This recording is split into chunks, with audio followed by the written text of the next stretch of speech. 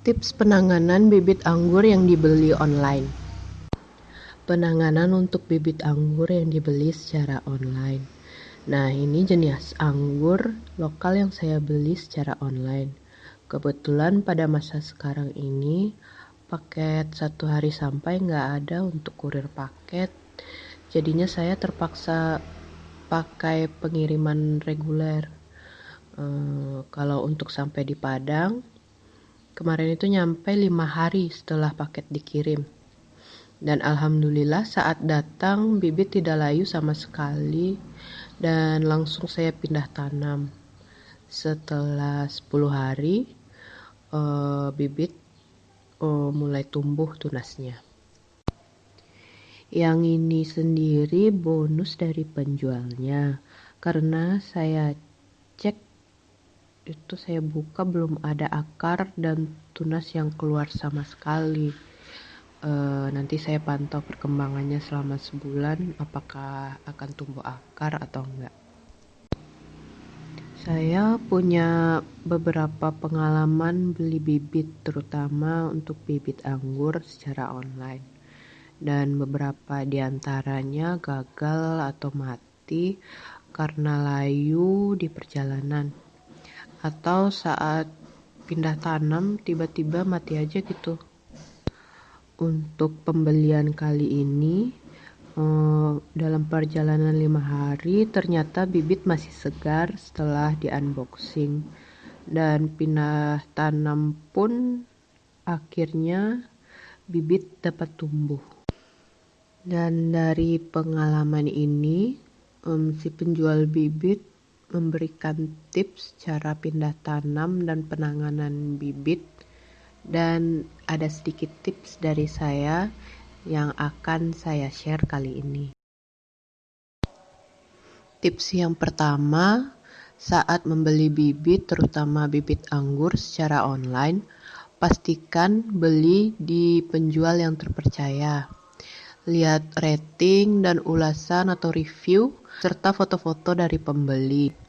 Dengan begitu kita tahu penjual mana yang mengerti cara mengepek bibit untuk dikirim keluar pulau.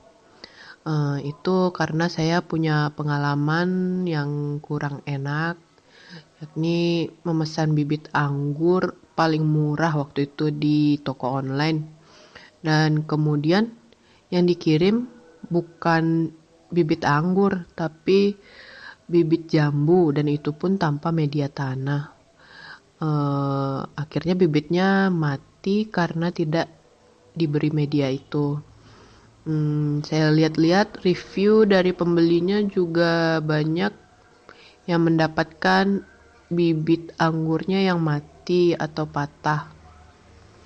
Nah, di sini kan kita jadi tahu bahwa si penjual itu tidak paham atau asal aja membungkus atau mengepek tanaman yang dikirim. Tips kedua, kita bisa minta atau request ke penjual agar bibit diberi vitamin sebelum dibungkus dan kirim. Contoh dari bibit yang saya beli ini, si penjual memberikan vitamin B1 ke tanaman, sehingga bibit tidak layu atau mati, bahkan bisa bertahan 5 hari di perjalanan. Tips ketiga, siapkan media tanam yang bagus dan sudah layak untuk ditanami. Saya merekomendasikan media campuran tanah, pupuk kandang, dan sekam. Tanah itu sebagai pengikat unsur hara, pupuk kandang sebagai penyedia unsur hara, dan sekam agar media menjadi poros air. Tips keempat, dan ini dari penjualnya langsung, tanam bibit bersama media dan polybag yang diberi oleh penjual. Kemudian ditanam ke media yang baru. Lalu media disiram jenuh, kemudian taruh dan simpan bibit selama 1 minggu di bawah naungan atau tidak terkena sinar matahari secara langsung. Tips kelima, dan ini saya praktekkan sendiri. Siram media tanam dengan air bawang merah untuk merangsang pertumbuhan akar dan mencegah tanaman stres saat pindah tanam. Ini juga bisa diganti dengan vitamin B1 jika punya. Tips selanjutnya, usahakan media tanam tidak kering selama karantina 1 minggu yang tanpa terkena sinar matahari. Kalau perlu, disiram tiap hari medianya. Dan setelah 1 minggu, bibit bisa dipindahkan di tempat terbuka atau yang terkena sinar matahari langsung. Nah, tips dari saya apabila tunas masih belum muncul, itu bisa kita lakukan pemotongan di batang. Pemotongan ini contohnya saya melakukan pemotongan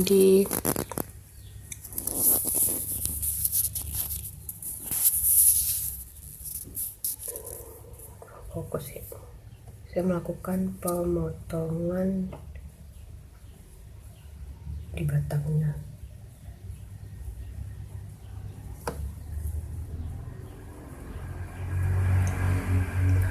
Ini. Dan setelah 3 hari muncul, ini baru nih. Muncul. Di sini juga mulai muncul.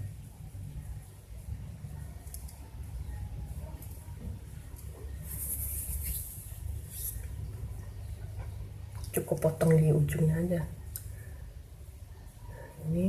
Ini karena daunnya kering, rontok sendiri dia. Ini juga rontok sendiri. Yang ini jangan.